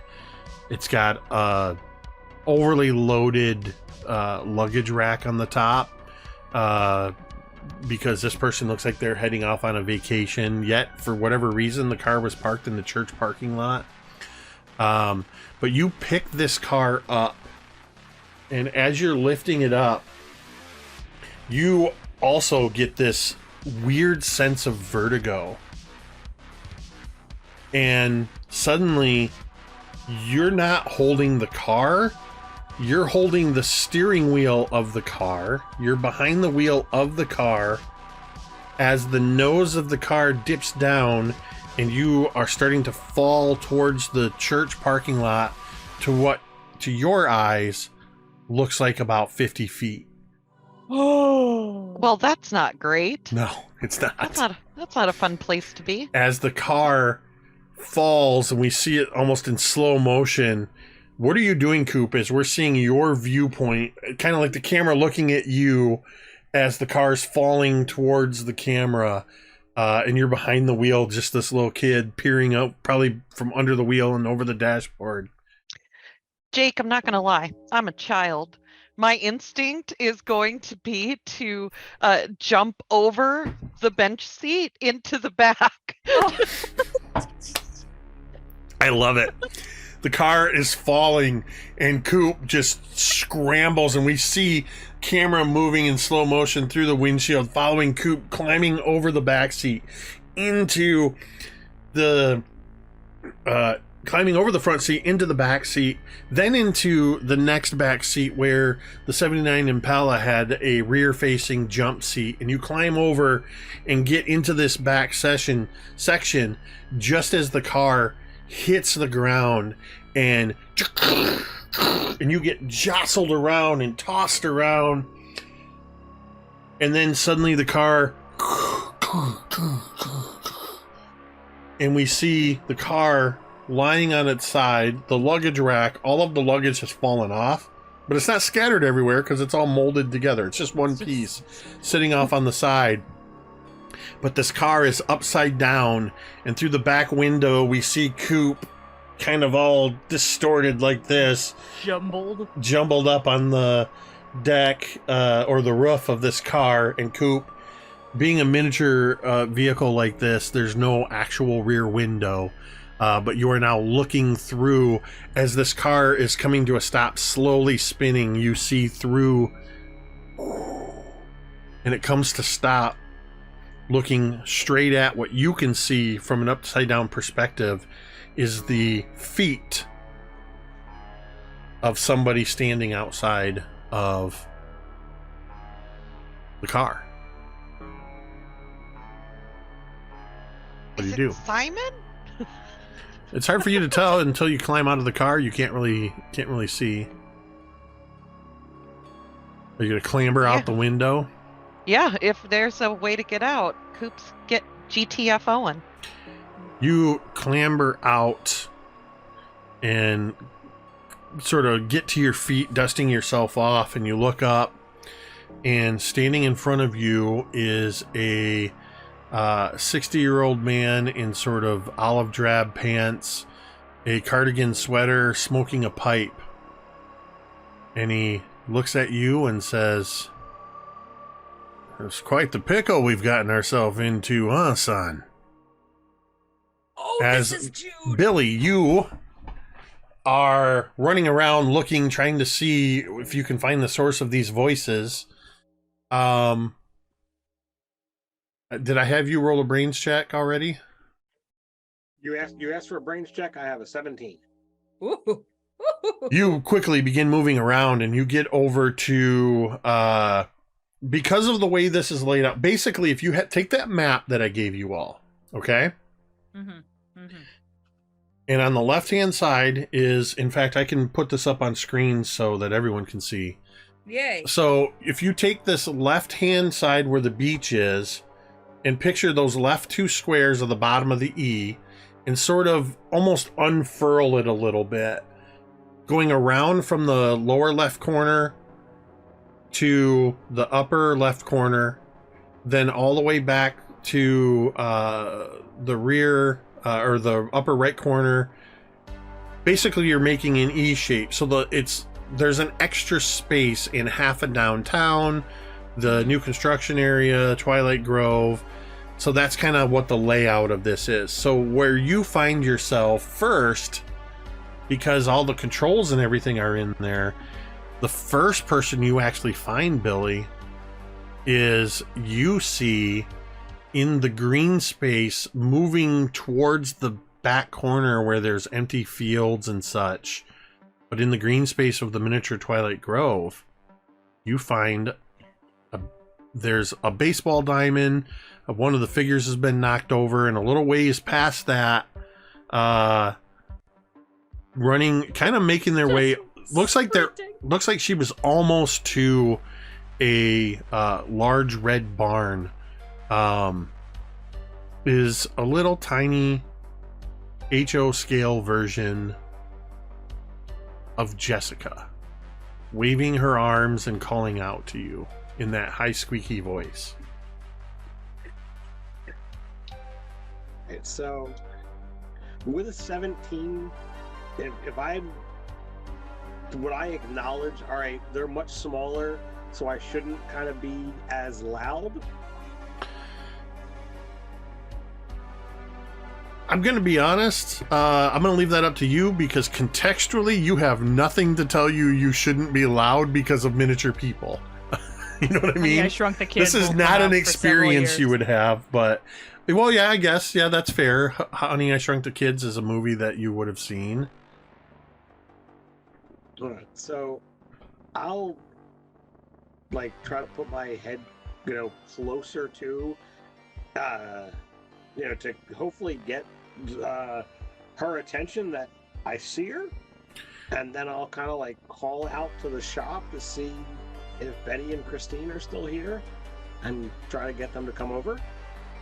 I think as you call out, right, in general, I think Oak is actually making purchases. I legitimately think all of you have been doing things, and Oak's just enjoying his time here. We've gone through some very stressful shit, and he's oh man, they got this thing and that thing, and then you see him, you call out, and immediately he's finishing up whatever gathering he's doing. He'll put it off to the side again, putting off his purchasing for the sake of whatever's happening, and he'll come over to Billy. Hold on, before you go to Billy, I just got an idea. As you set your armloads of stuff up on the counter. Yep. I imagine in amongst all of this stuff, you've grabbed a couple of the choose your own dice. Yep. And as you set everything up there, a D20 falls off the pile, hits the countertop, and rolls onto the floor. I want you to roll me a D20. Oh, okay. God. Will do. Don't like it. Okay, I don't know what that's gonna mean, but I rolled a 6, so... Okay. Let's go. Let's go. Let's Uh-oh. have this happen. Uh-oh. We just lost M. Yeah, Oh, no. she mentioned in the chat that the computer blue screened on her. Oof. She did? See that? Yep. Not in our side chat. In the Oh, Discord chat.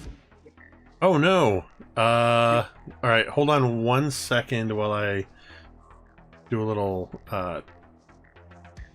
While Jake is fixing M's bullshit, check us out on teespring.com. At teespring.com, you can get all kinds of cool mugs, tank tops, t-shirts, hoodies, stickers, and so much more. Get one now with our new designs on it for the DM, the rogue, or the wonderful barbarian in your life. Teespring.com. Just search Mini Terrain Domain. Oak, did your parents give you a freaking credit card? You have a credit card, don't you? You rich All right. bastard. no, maybe. and Carrie. No one is, no. Pile of stuff. He's gonna pull out a Visa and be like, it's everywhere you want to be. Carrie and M, it couldn't have happened more perfectly. Carrie did an ad read to fill in while you were gone, M, and literally finished as you popped back in. Boink. Incredible. It was That like the fastest blue perfectly screen timed. ever. You didn't hear what Carrie said at the beginning of her ad read in, but I'll let you watch the VOD I said for M's that. bullshit, and that was While not Jake, derogatory while Jake towards fixes you. M's bullshit. That's what she said. That was, I No, that was well done. Thank you. So yeah, Oak, what did your D20 landed on a 6? That's right. A So you're 6, yes, turning sir. around, and what are you doing? As you're turning around to see what's going on, because you hear Billy calling out for the adults. What are you doing in response to that, Oak? So I think I would be like, if Billy is calling for other people, right? Just in the vicinity alone. I know he's calling for the adults, but I think that's what distracts me, is him actually calling out, because I think for the most part the kids have been kind of quiet over there, kind of like looking at stuff for the most part, right? And this is the first time he's heard like Billy's voice, so that distracts him just enough to like take his focus off and turn in Billy's direction and start You heading would in that direction. Only see Billy. You see no signs of Coop or Rosie. And as you turn to face Billy, No. I would like you, because of where you are now, I would like you to roll me a D8. A D8.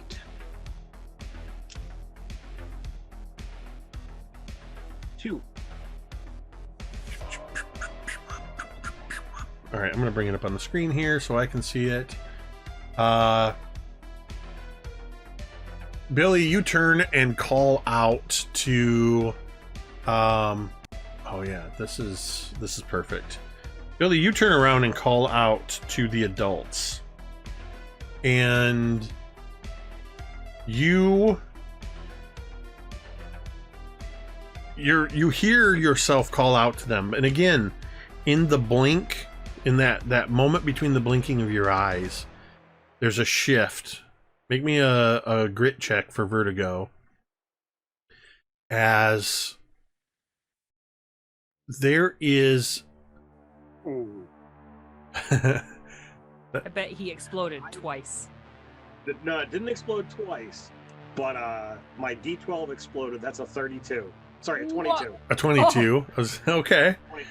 So you have no sense of vertigo, but you immediately, for a moment, if you've ever experienced a sudden tinnitus at all, sometimes for a split seconds it's preceded, at least for me, by all ambient noise suddenly gets muffled for a moment. So it's kind of like somebody turned the audio of the world off for a second. That's what happens for you. All the ambient noise that you've been hearing in the shop that you didn't even realize you were hearing, like the air ventilation or the fan turning, the sound of electronics, just the sound of the presence of people in the shop, it all And as you turn to call out, nobody is around you, and the shop looks different. And looking down at the miniature railroad, it's there, but it's nowhere near as detailed. In fact, the layout of the miniature railroad looks more like that map you have, like an aerial photograph, has just been placed like a sticker on a little surface, as you are now inside Betty and Jude's hobby and craft shop inside the train layout. Wow. He's in the mini looking at the mini. Absolutely. Oh my god. This is Inception. The Inception stage. So what do you do, Billy, as you turn around and realize you are now suddenly in a miniature version of this store? Well, I was trying not to take, like, while I was calling out to Betty and Christine, I was trying not to lose Jessica because we had just found her. So do I still see her? Am I in a different area than where? You don't see her because you are no longer standing. You're standing next to where that spot on this little miniature version. You're standing next to where that Twilight Grove area was, but you're inside the miniature shop, so you can sort of surmise. And because you exploded on your grit check, you keep your frame of mind to realize, plus with having seen Jessica in miniature, if Jessica was outside of Shady Grove, you're in downtown. So you're suddenly a mile or less away from where Jessica would be within the train layout.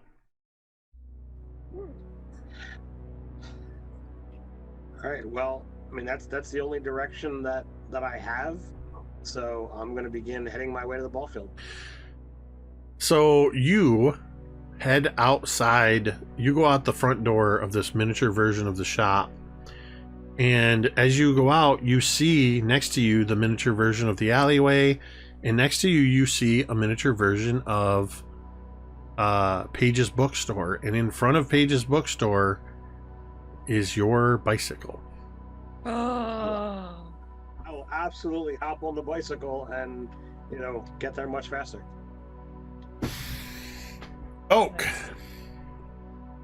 you turn and you heard Billy's voice, and you swear for a second that you saw Billy there. But then there's this moment where it's almost like in Star Trek when they go through the transporter. There's a little bit of a flare of light, and then he's not there. Yeah. Actually, a better reference would be, it's more like when Finn got sucked into the Tron video game. There's this sort of like a... Okay. Right. Because you see that there's a bit of a miniature sort of a... He gets pulled towards... and you see it almost like a...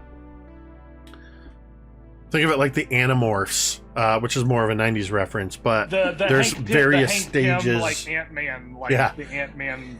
Yeah, perfect. Okay. Perfect. Yep. I love that.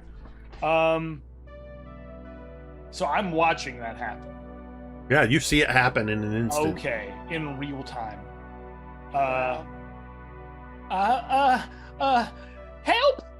Help! Anybody, please? And he'll start going over to the miniature space, but then he takes a second and actually will stop himself. Because, like,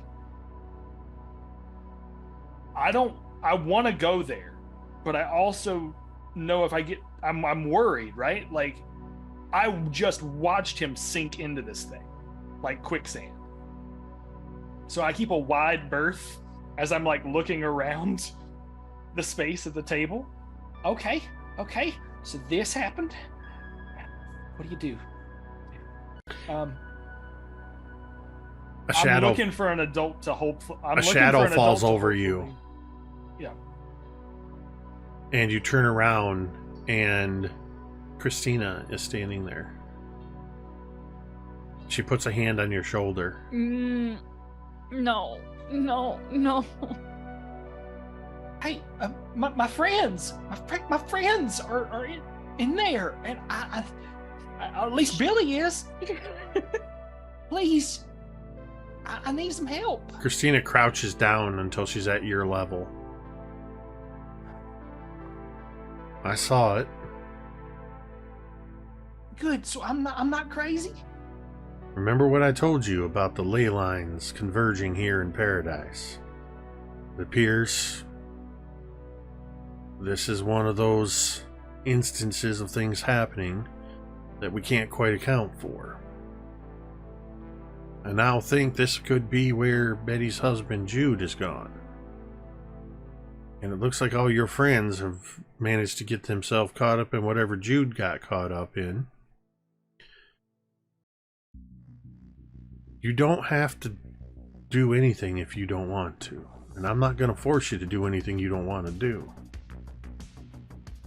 Betty and I are going to try to figure out what we can from outside here.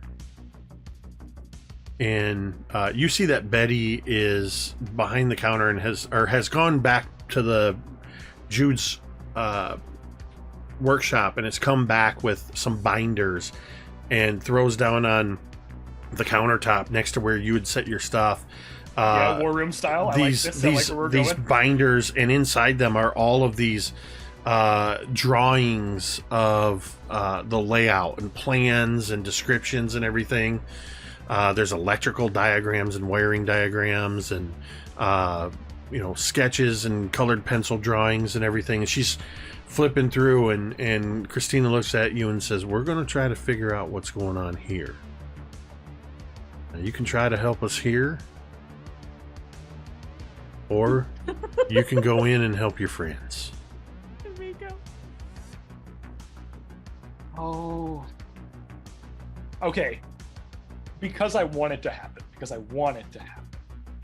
You're allowed to do things you want to have. I'm allowed to do things that I want to happen. We're all just playing a game here. But here's what's going to happen.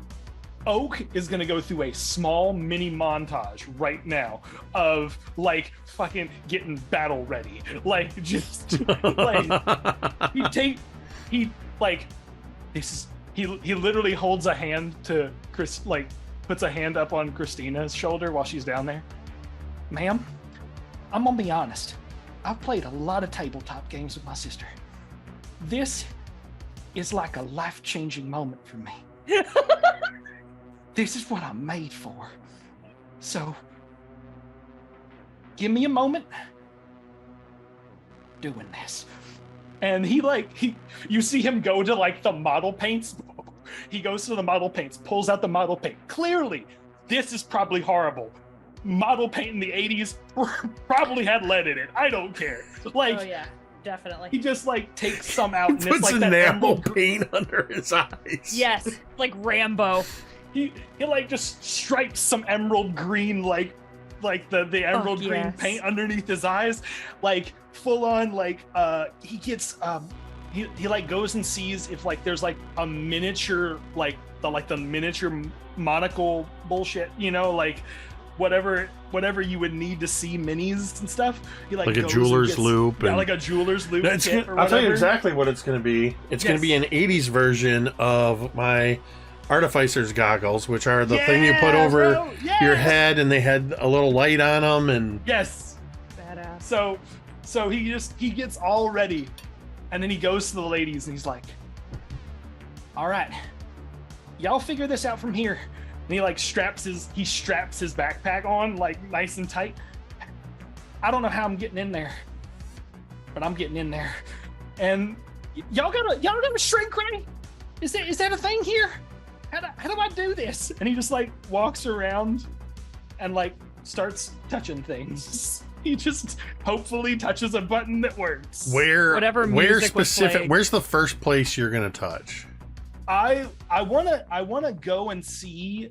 Show me on the map where you touch the miniature. When he approaches, is there like a looming shadow that passes over the... Oh yeah, absolutely. It's less looming than Billy because it's oak.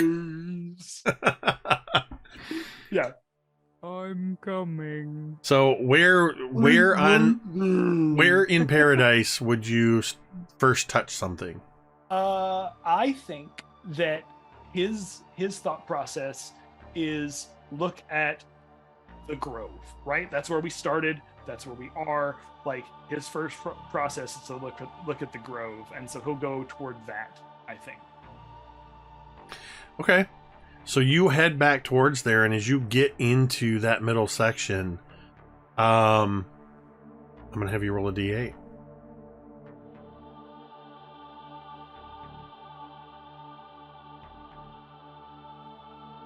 Okay, that's a 7. Ooh. That's a 1, higher 2, number. 3, 4, 5, 6, 7. There's part of me that You- wants to end up in that stay away spot. I do, to be honest. Like, So I'm gonna be honest, and Billy's probably the one that would make this connection. The red barn that Jessica was running towards coincides with what is circled on the map that says stay away. But you, Oak, as you are moving that way, you cross an area where you feel a shift in, like, the air feels thicker. And this is the first time we see it as the camera sort of shifts to an overhead view, that in the middle of this area, there is singed into the tiles on the floor a pattern that vaguely represents or resembles 2 circles and 2 sides of a triangle. And it's when you cross over that, kind of like almost like a pentagram or something like that, you cross into this space, you feel yourself pulling down, compressing on yourself. I need you to make me a grit check. Grit check? Right? Yep. Grit check? Okay. Grit check. D6. Here we go. That's a 4.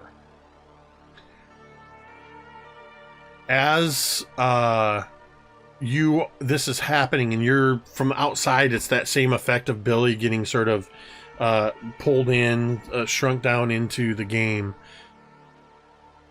You just catch a look of Christina as she goes, wait, it's dangerous to go alone. Here, take this. And she throws something at you, and it's very small. And as it hurls across, you reach your hand out, and it seems to grow bigger as you grow smaller. You hit the ground and go immediately into like a combat roll. And you badass. pop up in a very awkward, and it's only awkward because of your leg braces, a very awkward Spider-Man pose, with your one hand sort of held up. But because you rolled a 4, in the ground next to you, something comes flying down and stabs into the ground next to you, and you are looking right at Coop, who is standing there with a 60-year-old man, and right between the two of you, your size and scale version of Conan's sword, but is made entirely of lead, sticks into the ground in front of you. That is so And with Coop and Oak, why did I put those two together? I can't tell them apart. We Perfect. are Coke. Coop, It is- Coop and Oak. Somehow I'm gonna end up causing. I love you, Tomiko. That's amazing. That's awesome. So we got Coop and Oak. See, I almost said it anyway. You got Cook and Oak. Yeah. We got Kook and Ope. The two little ones children. are in the church parking lot with Jude. It's like Merry and Pippin. We're just we are the hobbits. Billy is riding his bike in miniature down the streets heading towards Twilight Grove. Jessica is near a big red barn in the corner of the layout, and Rosie is in the middle of new construction in this new neighborhood, and you are all miniaturized in the train layout, and that is where we're going to end tonight's session. Wow, nice. Hence the title, A Little Perspective. A Little Perspective. That was very... The only one to really recognize that was Jeremy. And Jeremy got it right away. Like, I think I know what's going to happen. So I was kind of bummed that he couldn't be here, because I knew he was looking forward to that. This was my dream. Yeah. So we'll have to see what that means for Laz next week, but yeah. Well done, everybody. And you can thank M for not being here last week. That gave me the idea when you guys went looking for your bikes. I realized where you were, and I'm like, oh, I know exactly where Jessica is. That's amazing. And I had inadvertently planted the seeds for it because I did not have that planned when I gave you miniature versions of your bicycles. So. Amazing. Nope. That's I was just talking with somebody recently about this, that this is one of the things I love about this game, and gaming in particular as a game master, is it's fun for me when I don't always know what's going to happen, and leaving things up to the dice rolls and to things you guys come up with and ideas you have, and just situations where you find yourself and making stuff up on the fly. I love it. So I hope you all. Stay tuned for next week, teenagers. What's that? Is it stay tuned for next week of Honey I Shrunk the Teenagers? Yeah, exactly. I almost was gonna call it. Maybe that'll be next week's episode. Yeah. So thank you. Hey Jude. Hey Jude. Yeah. Also, that was great, Ted, throwing that in. I totally appreciated that. So of course, thank you to everybody who tuned in tonight to hang out with us. Thank you to the Games Tavern for the raid. Thank you to everybody who subbed or resubbed, bits, all that good stuff. We always appreciate that. And thank you to everybody in chat. I love seeing the chat being active while we're playing, and appreciate people popping in and in and out during the games and just all that stuff. And if you're somebody that hangs out in chat but you like to lurk quietly in the background and just listen in, we appreciate you all the same and hope you enjoy our antics. But I have to thank these absolutely amazing role players that just roll with it with whatever I throw in front of them in all these bizarre situations. I'm so lucky to get to play with such an amazing group of friends that I love sharing the table with. So thank you, Chad, Tamiko, Carrie, Ted, M. And though he wasn't with us tonight, he was with us in spirit, Jeremy, without whom this would just be me talking to myself for a couple hours. With that, we are going to go ahead and end this stream the same way we end every stream. You can say it with me if you want. Oh, what's on your face?